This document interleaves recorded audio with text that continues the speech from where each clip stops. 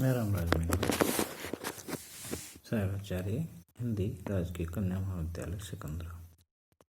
सभी का स्वागत करता हूँ। आशा करता हूँ इसका लाभ आप जरूर उठाएं। पूर्व में मैं हिंदी साहित्य के नामकरण के बारे में चर्चा कर रहा था। आज मैं आदिकाल के परिवेश यानी उनकी राजनीतिक स्थिति कैसी थी उस समय, धार्मिक स्थिति कैसी थी, सामाजिक स्थिति कैसी थी, सांस्कृतिक स्थिति कैसी थी, इसके बारे में चर्चा करूँगा। तो सबसे पहले लेते हैं राजनीतिक स्थिति। तो इस काल की राजनीतिक परिस्थिति वर्धन साम्राज्य के पतन से प्रारंभ होती है। जो अंतिम वर्धन सम्राट था हर्षवर्धन के समय से ही उत्तर भारत पर यवन आक्रमण प्रारंभ हो गए थे। हर्षवर्धन ने दृढ़ता से उनका सामना किया, किंतु आक्रमणों की उसी आंधी को वह रोक नहीं सका। उसकी समर शक्ति उस प्रतिरोध में ही समाप्त हो गई। इसके साथ ही वर्धन साम्राज्य भी लड़खड़ा उठा। हर्षवर्धन की मृत्यु ने भारत की संठित सत्ता के खंड खंड हो जाने की सूचना दी तथा वे राजपूत राज्य सामने आए, जो निरंतर युद्धों के आग में जलते जलते अंततः विशाल स्माल साम्राज्य की नींव में समा गई।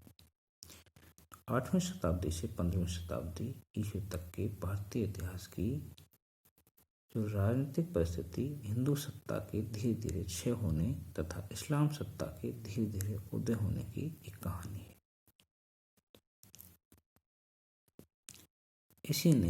इसी से उस मनस्थिति को जन्म दिया था जिसमें कोई भी एक प्रवृत्ति साहित्य में प्रधान न हो सकी। यवन शक्तियों के आक्रमण का प्रभाव मुख्यतः पश्चिम तथा मध्य प्रदेश पर पड़ा था। इन्हीं क्षेत्रों की जनता युद्धों तथा अत्याचारों से विशेषतः आक्रांत हुई थी। यही वह क्षेत्र था जहाँ हिंदी भाषा का विकास हो रहा था। अतः इस काल का समस्त हिंदी साहित्य आक्रमण और युद्धों के प्रभाव की मनस्थितियों का प्रतिफलन है। आदिकाल के इस युद्ध प्रभावित जीवन में कहीं भी संतुलन नहीं था। जनता पर विदेशी आक्रांताओं के अत्याचारों के साथ साथ युद्धकामी देशी राजाओं के अत्याचारों का क्रम भी बढ़ता चला गया। वे परस्पर लड़ने लगे और प्रजा पीड़ित होने लगी। पृथ्वीराज चौहान, जयचंद आदि की पारस्परिक लड़ाइयाँ अंतहीन कथाएं बनती गई।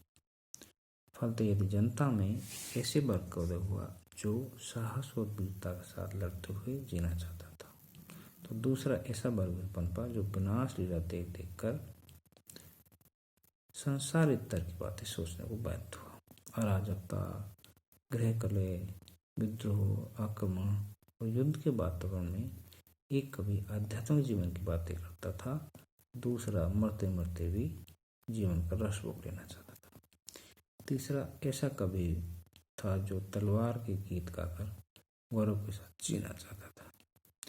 यही इस काल की राजनीतिक परिस्थितियों की एक विचित्र देन है, जिसके फलस्वरूप यदि स्त्री भोग, हठयोग से लेकर आध्यात्मिक पलायन, उपदेश तक का साहित्य एक ओर लिखा गया, तो दूसरी ओर ईश्वर की लोक कल्याणकारी सत्ता में विश्वास करने, लड़ते लड़ते जीने और संसार को सरस बनाने की भावना भी साहित्य रचना के मूल में समाहित।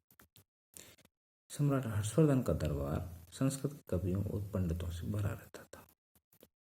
अपभ्रंश और जनभाषा के कवियों को उस समय कोई प्रोत्साहन नहीं मिलता था, किंतु राजपूतों की राजधानी स्थापित हो जाने के पश्चात लोक भाषा का आदर बढ़ने लगा। मध्य प्रदेश में फिर भी स्थिति बनी रही। वहाँ प्रतिहार और गायकवाड़ राजा वैदिक भावना के समर्थक बने रहे। आचार्य हजारी प्रसाद द्विवेदी के शब्दों में, वे बाहर से बुला बुलाकर अनेक ब्राह्मण वंशों को दान देकर काशी में बसा रहे थे। संस्कृत को उन्होंने बहुत प्रोत्साहन दिया। इस प्रकार उचित प्रोत्साहन के अभाव में लोक भाषा के कवियों को काव्य रचना के अनुकूल वातावरण नहीं मिलता था। जो कवि धार्मिक भावना से अनुप्राणित थे, वे ही किसी की परवाह किए बिना काव्य रचना करते थे, किंतु जो कवि राजर्षित हो जाते थे, उन्हें राजा को प्रसन्न करने के लिए काव्य रचना करनी पड़ती थी। धर्म और राजस्व से मुक्त रहकर कविता करने वाले कवियों की प्रतिमा के प्रतिभा के विकास के लिए उचित वातावरण मिला ही नहीं। ऐसी थी उस समय की राजनीतिक स्थिति आदिकाल के समय। अब है उस समय की धार्मिक स्थिति कैसी थी। ईसा की 6वीं शताब्दी तक देश का धार्मिक वातावरण शांत था। विभिन्न धार्मिक संप्रदायों में परस्पर मेल जोल बढ़ने लगा था। वैदिक यज्ञ, मूर्ति पूजा, जैन तथा बौद्ध उपासना पद्धतियां एक साथ चल रही थी। किंतु 7वीं शताब्दी के साथ देश की धार्मिक परिस्थितियों में परिवर्तन प्रारंभ हुआ। इस समय आलमबार और नायमबार संत दक्षिण भारत से उत्तर भारत की ओर एक धार्मिक आंदोलन लाए। 642 ईस्वी में जब हेनसांग ने दक्षिण भारत की यात्रा की तो वहां बौद्ध धर्म के पतन की झलक पाकर वह बहुत दुखी हुआ। उत्तर भारत में भी इस समय तक ऐसा ही था। वैष्णव मत इस समय अधिक प्रतिष्ठित नहीं था। अतः जनता में या तो जैन मत सम्मान पा रहा था या शैव मत। फलिए वर्ग शैव और जैन मत आगे बढ़ने की होड़ में परस्पर टकराने लगे। 12वीं शताब्दी तक वैष्णव आंदोलन तीव्र होने लगा था और शैव आंदोलन ने भी नया रूप ले लिया था। फलतः जैन मत के प्रचारकों की शक्ति घटने लगी थी।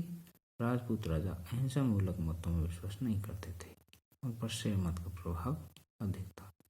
मध्य देश के गायकवाड़ राजा स्मार्त थे तथा मालवा के राजा वैदिक धर्म के समर्थक थे। गंगा और नर्मदा के अंतराल में कलचुरी वंश शैव मत के प्रचार में लगा हुआ था। इसी वंश के प्रतापी राजा कर्ण के प्रभाव से काशी शैव साधना का केंद्र बन गई थी। धीरे धीरे स्मार्त मतानुयायी जनता भी शैवी होती जा रही थी। वस्तु समस्त उत्तर भारत में धीरे धीरे शैव मत बौद्ध एवं स्मार्त प्रभावों को स्वीकार करता हुआ एक नया रूप लेने लगा था। नाथ मत का उदय इसी रूप में हुआ। हजारी प्रसाद द्विवेदी के मतानुसार हिमालय के पाद देश में प्रचलित नाथ पूजा बौद्ध धर्म को प्रभावित करके वज्रयन शाखा के नाम से प्रसिद्ध हो चुकी थी। डॉक्टर ईश्वरी प्रसाद के विचार से उस समय राजपूत शौर्य के उदय के कारण ब्राह्मण धर्म की विजय पताका सर्वत्र फहरा रही थी। किंतु साथ ही यह भी सत्य है कि बौद्ध धर्म भी रूप बदल कर अपनी जड़ें गहरी करने के लिए सर्वत्र प्रयत्नशील था।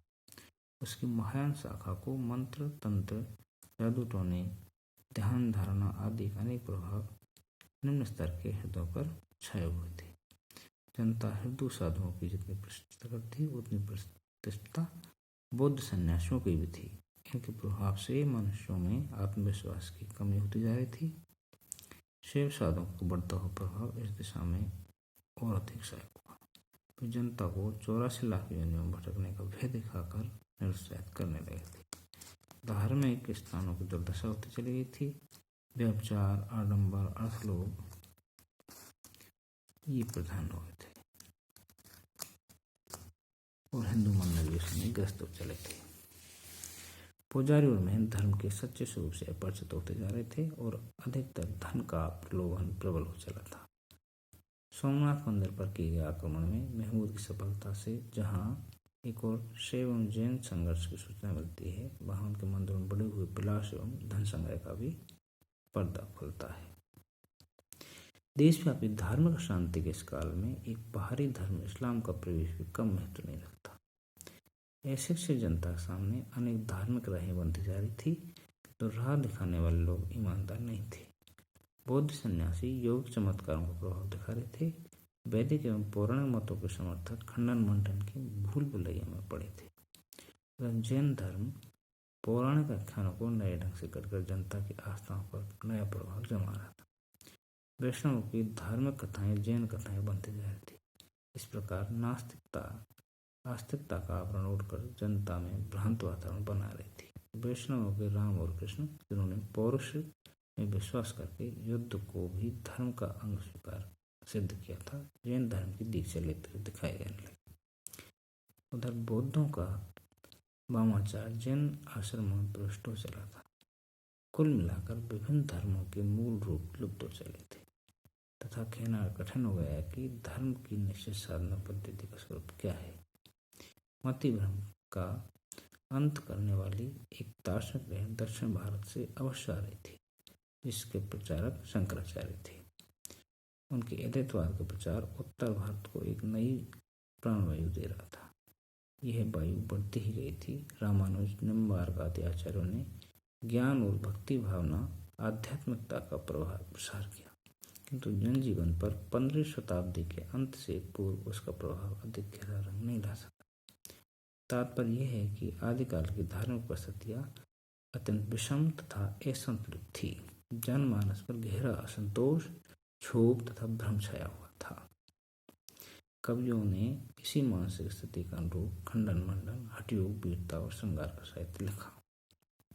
धन्यवाद।